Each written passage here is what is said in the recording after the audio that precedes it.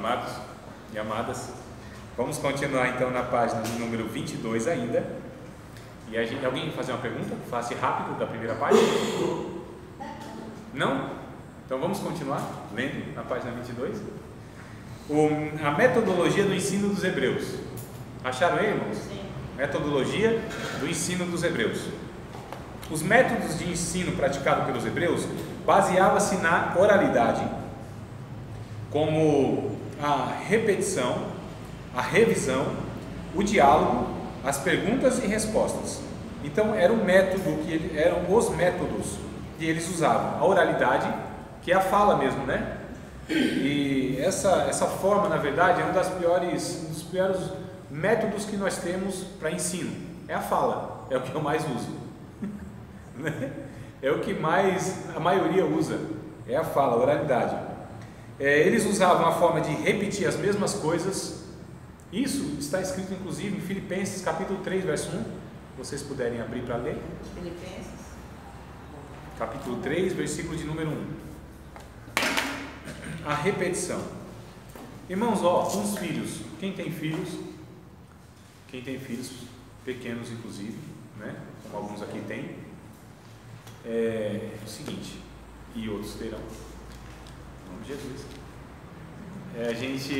A gente fala para eles umas 10 vezes a mesma coisa. E aí, eu acho que eu até falei essa semana com o Mateus, alguma coisa assim. Eu já te falei isso mais de 10 vezes. Até quantas vezes eu tenho que falar a mesma coisa? Aí ele fica aquele olhinho olhando para mim assim. Aí eu penso, eu vou ter que falar até que esse menino faça. Vou aprender a fazer, não é o saber. E aí está a questão, porque ele sabe, só que não faz ainda. Então saber não adianta. Só o saber, ele sabe, mas ele não fez. Então o aprendizado a gente considera que de fato foi o aprendizado quando a pessoa faz, não quando ela sabe. Não é porque ela entende, não é porque ela sabe reproduzir na fala, não é porque ela explica o texto, não é porque em palavras ela fala exatamente como tem que ser, é quando ela faz. O aprendizado reconhecido como sendo o aprendizado é quando se pratica aquilo, não é quando se repete, não é quando se tem a teoria perfeita, é quando faz, né? E aí ele fica olhando para mim e eu penso depois, eu tenho que falar quantas vezes for necessário, quantos anos for necessário até que ele faça. A repetição é a mesma coisa, é a mesma, bater na mesma tecla. Isso também a gente poderia colocar quando Deus traz pregadores diferentes trazendo o mesmo assunto dentro da igreja? Falando a mesma coisa. Falando a mesma coisa. Ainda que seja o mesmo pregador, ele vai ter até que a pessoa faça, até que aquilo encarne na vida da pessoa. Não que entre na cabeça, mas que desça no coração e reproduza por todo o ser da pessoa. Então, na verdade, irmãos, nós, talvez alguns irmãos, a maioria tem, quantos anos? Eu acho, talvez, Anderson, você deva ser o que tem menos tempo, não sei, né? Acho que é, né, irmãos? Na igreja, quantos anos tem, mais ou menos? 3 anos, varão.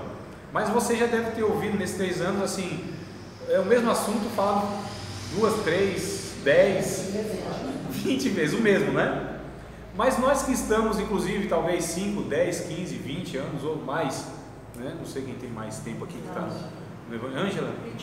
21 anos, então. 21 anos ouvindo a mesma coisa. Não são coisas diferentes. Nós precisamos, inclusive, ser advertidos sobre as mesmas coisas. Tá certo? Porque a gente se esquece de coisas básicas. Olha, irmão, quando eu sou convidado para ir para... Não só sou convidado, quando eu participo também como um participante, não um palestrante, de um encontro de casais. A gente vai falar e a gente ouve aquilo que a gente já sabe, que é coisa básica. Só que a gente não faz, esqueceu, deixou de fazer, até fazia, mas esqueceu. Que a gente precisa ser relembrado. Nem muitas vezes é ensinado, porque a gente já sabe, no sentido de saber. E até fazia, mas deixou de fazer. Porque nós somos assim, essas pessoas volúveis, essas pessoas de memória curta, né? A memória, não estou falando nem memória, estou falando de realização, de fazer. A gente se acomoda, relaxa, deixa a prática, porque não tem nada, irmão, que a gente faça e não precise ser exercitado de novo. A gente chama isso de reflexão. O que é a reflexão? É flexionar de novo, né? Reflexão, flexão, exercício, reflexão, continua o exercício, exercita de novo, reflete, Então faça de novo, pense de novo, repense, reveja, rememore, recorde. Tem a diferença, rememorar e recordar. Quando a gente rememora, a gente traz a memória. Quando a gente recorda, a gente traz o sentimento no coração, no cordes. Recordes. Tá certo? Não é recorde do recorde. Recordes. Traz de novo o sentimento. O sentimento que a gente às vezes vai deixando, sendo sepultado por um monte de situações, a gente tem que ir lá e recordar. Né? Coisas que a gente esqueceu que não faz, mas está lá. Então a gente rememora. Tá certo? Então no casamento é assim, na vida cristã é assim. E para aquele que está sendo ensinado também deve ser assim. O novo convertido deve ser assim. Os filhos devem ser assim. Todo mundo tem que, irmãos, nós somos essas pessoas que necessitamos ser advertidos daquilo que, embora a gente saiba, mas é bem possível que a gente está deixando de ser ou de fazer. Então o que Paulo diz em Filipenses 3:1? Resta, irmãos meus, que vos regozijeis no Senhor. Não me aborreço de escrever-vos as mesmas coisas, e é segurança para vós. Coisa, né, Estelinha? Não me canso. As mesmas coisas. Isso é segurança para vocês. Vamos ler o texto de 2 Pedro 1:12? Segunda carta de Pedro 1:12. 2 Pedro, capítulo 1, versículo de número 12. Pode ler? Sim, por favor. Por isso farei sempre com que vocês lembrem dessas coisas, embora já as conheçam e estejam firmes na verdade que receberam. Exato. Vou ler outra versão aqui, talvez acrescente. Pelo que não deixarei de exortar-vos sempre acerca destas coisas, ainda que bem as saibais e estejais confirmados na presente verdade. Percebe? Falar de novo, a mesma coisa, já sabe, e já diverte de novo. É por isso que nós estudamos a Bíblia e vamos estudar o resto da vida as mesmas coisas, revendo, repensando, refletindo, comparando com aquilo que a gente deixou de fazer. Então é por isso, irmãos, que é um perigo os crentes que eles deixam a leitura bíblica de lado, o devocional. Eu não sei se a gente vai falar devocional aqui, não sei, mas eu estava lendo hoje, inclusive, a respeito da... foi um texto que eu coloquei lá no grupo, acho que nem deu tempo de vocês verem, porque foi agora no finalzinho do dia, 6 horas, 6:30, um negócio assim. Coloquei lá um texto do Augusto Nicodemos dizendo que é provocativo, né, que o dia que eu deixei de ler a Bíblia, mas na verdade ele está dizendo que ele nunca deixou a prática de ler a Bíblia diariamente. A gente chama de devocional, todos os dias, alimento para a alma. E a gente parece, os que tinham hábito, não sei se estão deixando, mas é algo para a gente se preocupar, ler Bíblia. Vai relaxando. E isso vai se acomodando, né? Eu fiz um tempo, esse ano foi, eu fiz um devocional, não sei quem que ouvia, eu colocava lá, ouvia nego, lá, né? Era até um layoutzinho vermelhinho do Palavra da Vida, era um devocional de 6 minutos, 5 minutos, 7, 8 no máximo. Então, para mim era uma benção aquilo lá, e eu deixei também. Mas sabe por quê? Eu levava o menino 7 horas levava a esposa 6:30 no serviço, o menino 7 horas, aí voltava para casa. Quando eu voltava para casa, eu pegava a Bíblia, fazia o devocional e gravava. Né? Não, perdi o hábito. Então olha só, mas eu preciso voltar. Eu já tinha esse hábito antes, eu lia a Bíblia todo dia, durante anos. E a gente às vezes, essa questão, né? Deixa aqui, faz outra coisa lá, mas a gente precisa estar se policiando, sendo estimulado, exortado, advertido. Tá certo, irmão? Então, esse é o método como repetição. A gente vai ver isso mais para frente um pouquinho. A revisão, rever então o que já viu, que é o mal de muitas pessoas que depois que fazem teologia, talvez não estudam sobre o mesmo assunto. Pregadores, pastores, ensinadores, não rever. O rever não é só estudarmos porque esqueceu de algumas coisas e precisa dar lá aula, pregar e etc. O rever é a disposição de eu ler o texto que eu já tenho uma compreensão, mas com o coração aberto para que o Espírito Santo me fale daquilo e ainda fale de uma forma que talvez seja o contrário daquilo que eu sabia. Entendeu? Talvez aqui entre aquela questão de humildade. E aqui está a pessoa que nunca para de crescer. Por conta disso, ela sabe que não sabe. Ela sabe o que ela sabe, talvez não possa ser o mais correto. Ela sabe que ela não sabe aquilo que tudo pode ser sabido. E ela sabe que tem coisas que ela não sabe e que o outro sabe. E ela também sabe que ela e o outro não sabem tudo que pode ser sabido.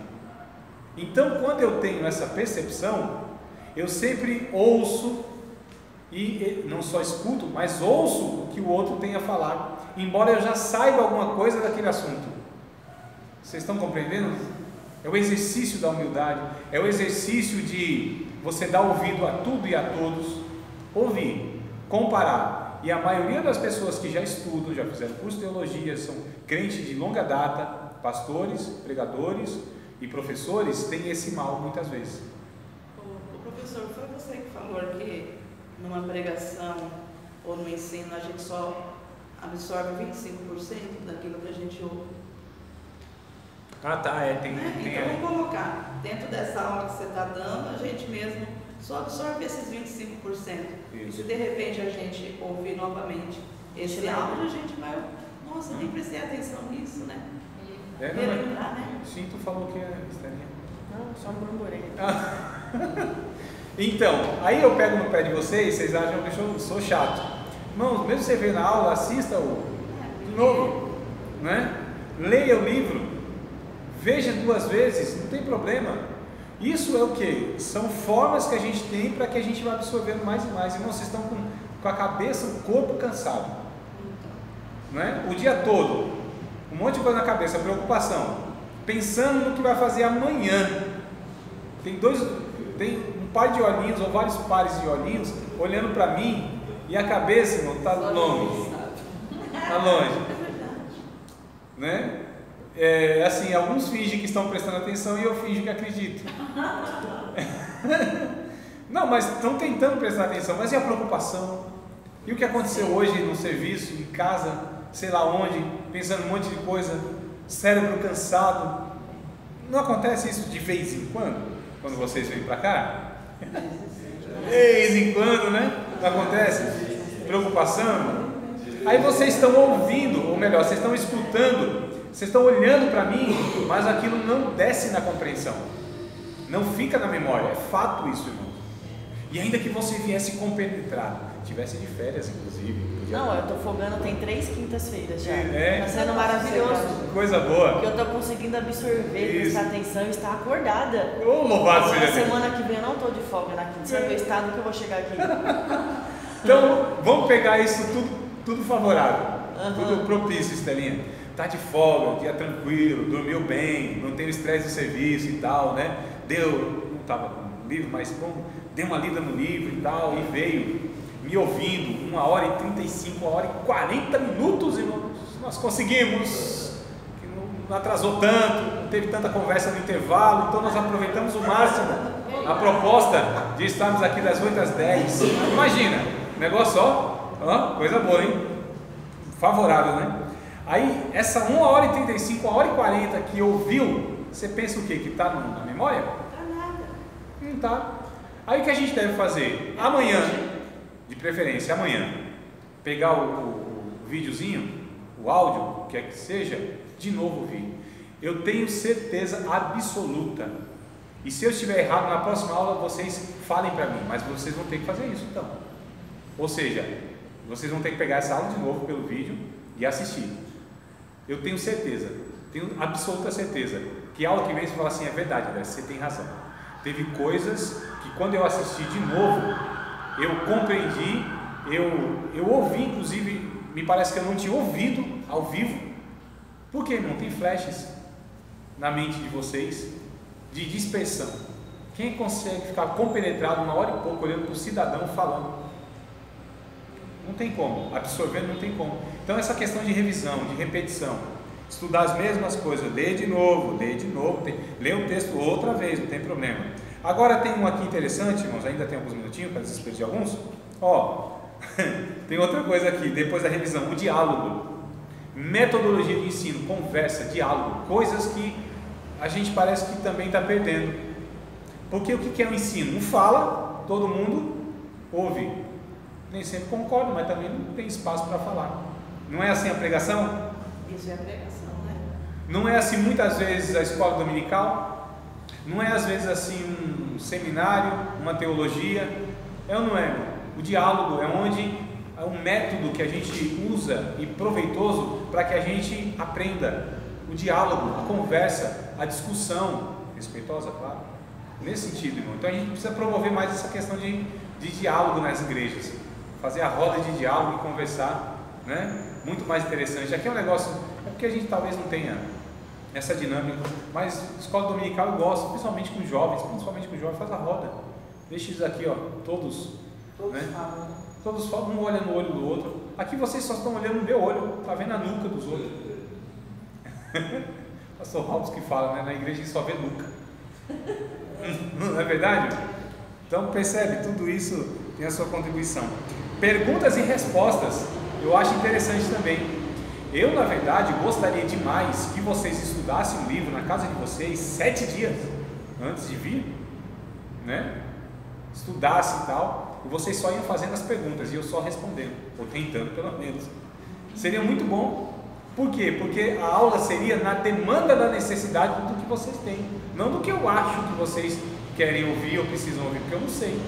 Então muitas vezes você tem uma dúvida, não fala, eu expus uma coisa que não atendeu a sua dúvida, e aí fica aquele aprendizado. A pessoa também tem vergonha de perguntar, né?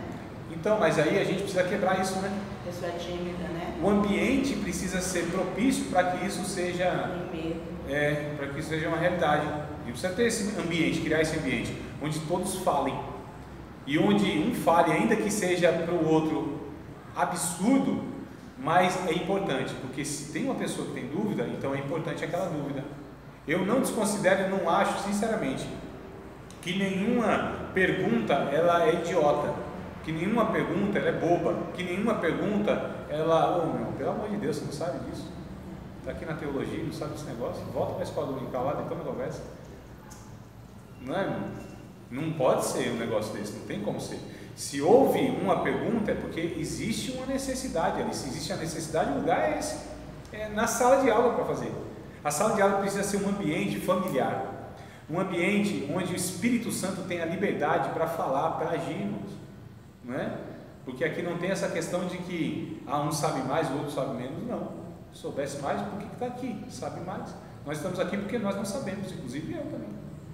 Eu só sei algumas coisas antes de vocês. Não é que eu sei mais, eu aprendi antes. Vocês estão no processo. E lá para frente vocês vão talvez saber mais do que eu. E outros vão saber, não menos, mas vão ter aprendido antes. Ou vocês estão aprendendo antes e eles vão aprender depois. E assim que é a dinâmica do negócio, tá? Então perguntas e respostas, inclusive eu estava fazendo isso uma vez no mês, lembra? No final do mês. Quem participou? Teve uns 2 ou 3 que eu fiz ao vivo no Facebook, né?